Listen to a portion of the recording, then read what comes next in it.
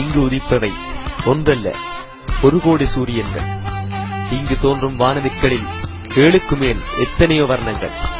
தெரிவது வெறும் கல்லூரி அல்ல, கற்றலின், கலைகளின், கம்பீரங்களின் கலவையால் எழுந்த கல்விக்கொரு தாஜ்மஹால்.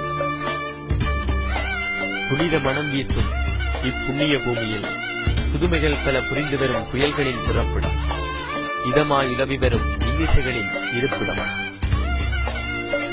இதுதான் எத்தனையோ விதைகளை வேர்விட்டு கிளை பரப்பி விழுதறிந்து வியாபித்து இருச்சமாக்கி வைத்த எம் வெற்றியின் விளைநிலம். ஒவ்வொரு வருடமும் பல்கலைக்கழகம் புகும் மாணவர்களில் கணிசமான தொகையினரை தன் வாசலினோடு வழியனுப்ப எமது கல்லூரி தவறுவதில்லை.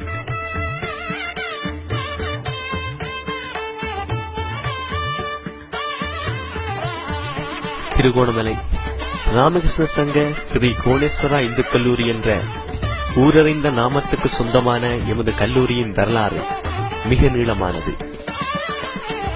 இந்து கல்லூரி கோணேஸ்வர வித்தியாலயமாகிய 2 சிகரங்கள் இணைந்ததால் தோன்றிய இது இக்கால வரலாற்றில் மாவட்டத்தில் முன்னணி கல்லூரியாக திகழ்வதுடன் தேசிய ரீதியிலும் தனக்கென ஓர் அழியாத அகன்ற தடத்தை பதித்துள்ளது.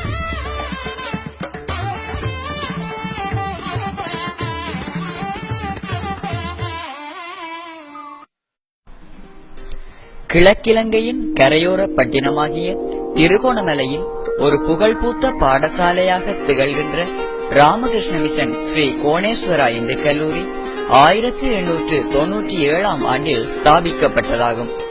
திருகோணமலை நகரிலே வாழ்ந்த சில இந்து பெரியார்களினால் ஆரம்பிக்கப்பட்ட இப்பாடசாலை 1922 ஆண்டில் ஒரு ஆரம்ப பாடசாலையாக அரசாங்கத்தினால் உத்தியோகபூர்வமாக பதிவு செய்யப்பட்டது.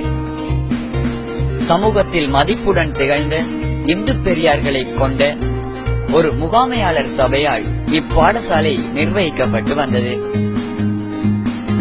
இப்பாடசாலை ஆரம்ப காலத்தில் இந்து ஆண்கள் தமிழ் பாடசாலை, இந்து ஆண்கள் ஆங்கில பாடசாலை என 2 பிரிவுகளாக ஒரே நிர்வாகத்தின் கீழ் இயங்கிக் கொண்டிருந்தது.